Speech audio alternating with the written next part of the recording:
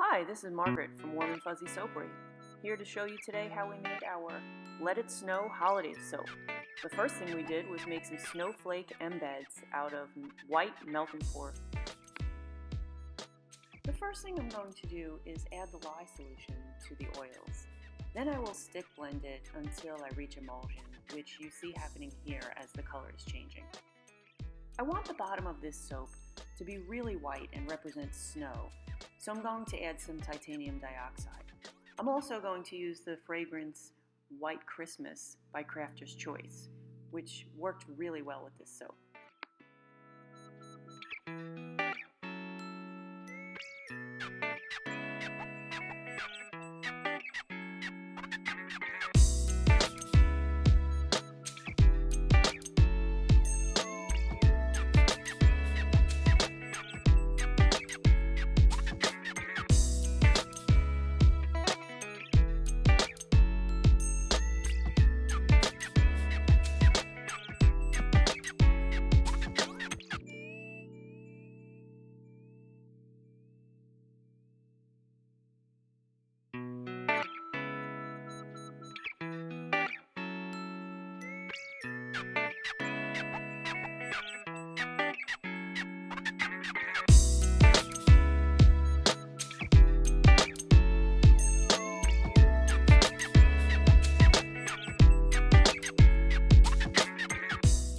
We wanted the bottom of this soap to have the appearance of an open snowy field. So to create that texture, we decided to use a method that we've seen Julie from Ophelia Soapery use over and over again, where she takes the baking tools and she scrapes the texture into the top of the soap.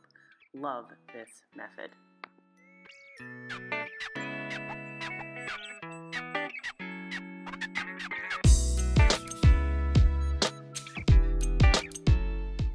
For the top layer of this soap, we wanted it to look like the night sky, so we had a blue mica that we added a little bit of black mica to. I wanted it to have the effects of like wisps of black throughout the blue. That didn't happen. It wound up just being a darker blue than I anticipated, but it still came out pretty cool. I love watching the mica swirl in just the oil before you start to mix in the lye.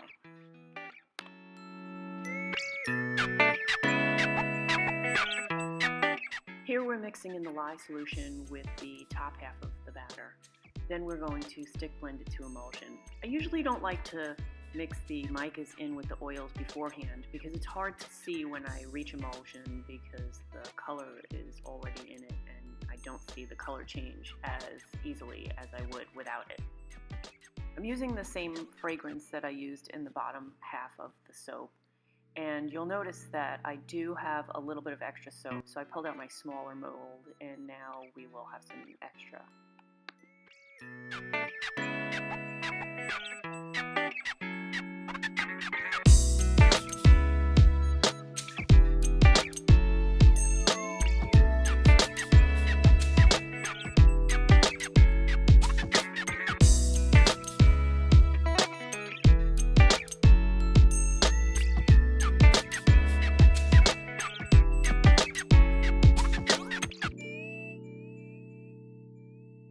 Now to finish off the top of our soap, we're putting on our snowflake embeds that we had made the day before out of melt and pour.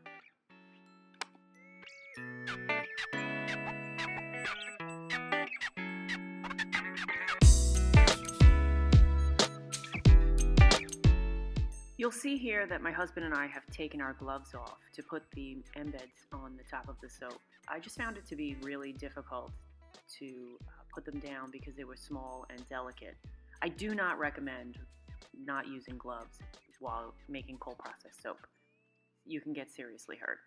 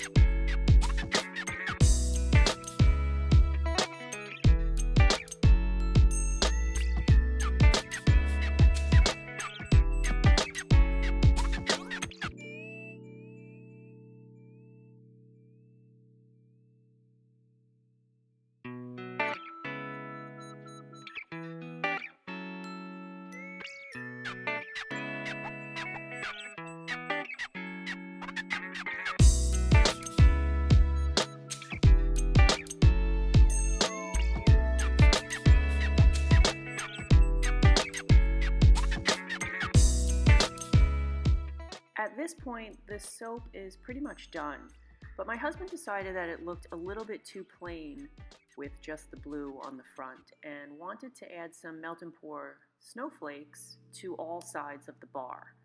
I agreed that it was a little bit plain and thought, of course, it would look cuter with snowflakes all around.